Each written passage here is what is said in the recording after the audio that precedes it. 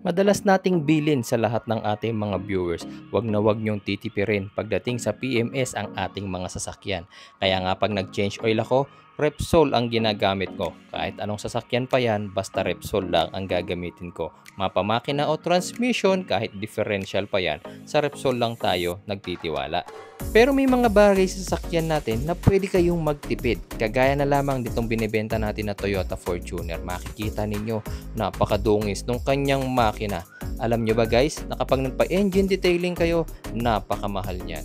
The last time I checked sa mga detailing shop kung magkano engine detailing, nagre-range siya ng 3,000 to 5,000 pesos. Depende sa laki ng makina ninyo. Pero eto, tingnan nyo, ituturo ko sa inyo kung paano kayo mag-DIY ng detailing na halos kasing ganda naman ng mga nasa shop. Tapos ang gastos nyo, wala pang 500 pesos. Heto at ipapakita ko sa inyo kung anong finished product nung ginawa kong DIY na engine detailing. May magsasabi ba sa inyo na DIY to? Syempre wala, di ba? Tara, ituturo ko na sa inyo kung paano ko yan ginawa at kung ano yung mga ginamit ko.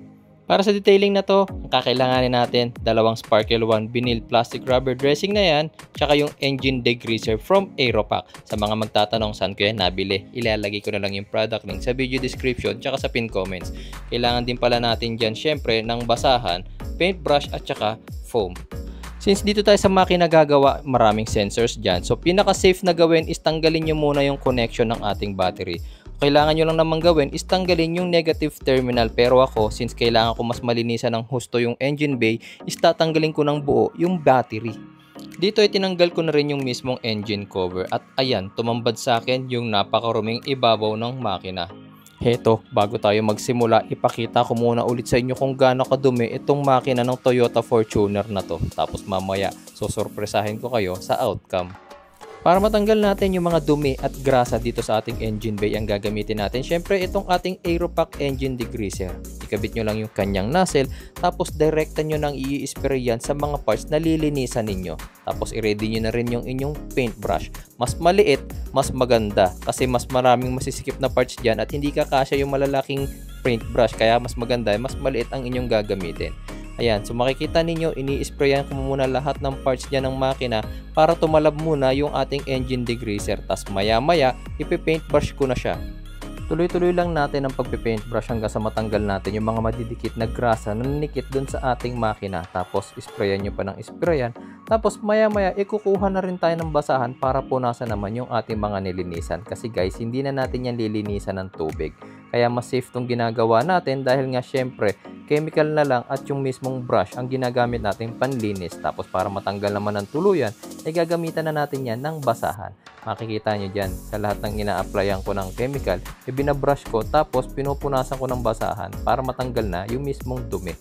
Ito na yung ating first application. Makikita ninyo, ang laki na agad ng pinagbago ng ating makina. Pero take note guys, first application pa lang yan. Hindi pa tayo tapos kasi meron pa tayong gagawin na mas magpapakintab ngayon sa ating mga engine bay.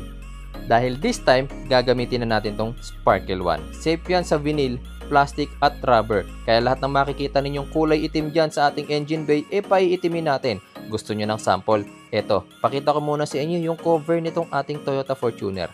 Makikita ninyo, kalahati lang yung aking i-sprayan dyan. Yan, tignan nyo ha, spray lang ang gagawin natin, wala nang iba. Tignan nyo naman kung ano yung magiging epekto niya. Yung left side, tignan nyo, napakaganda. Mas effective na gagawin dyan guys is sprayan nyo muna, tas hayaan yung matuyo. After matuyo, tsaka nyo punasan ng basahan. Tignan nyo naman ang diferensya, di ba? Lumabas agad yung napakagandang kulay ng plastic natin. Ngayon, tutuloy-tuloyin natin yan para malagyan natin lahat yung nakikita nyong itim sa ating makina, ilalagyan natin. Kahit yung mga radiator hose na yan, safe yan. Kahit yung mga rubber hoses dyan, is safe din yon. Kaya wala tayong magiging problema.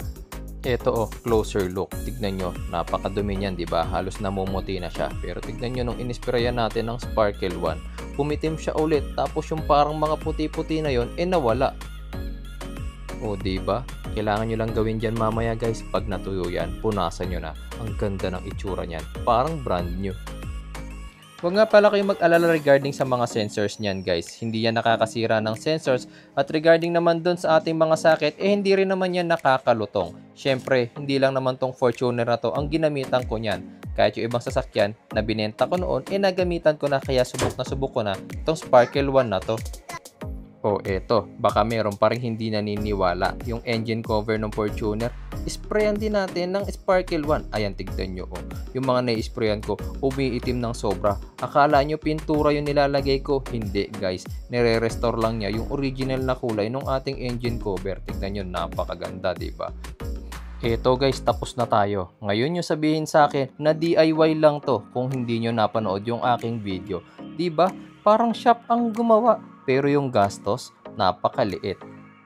Ito, at ibinili ko na rin pati yung engine cover niya. Ayan, mas nakita ngayon kung gaano nakaganda yung ating engine bay kumpara kanina na halos putik-putik at napakadami niyang alikabok.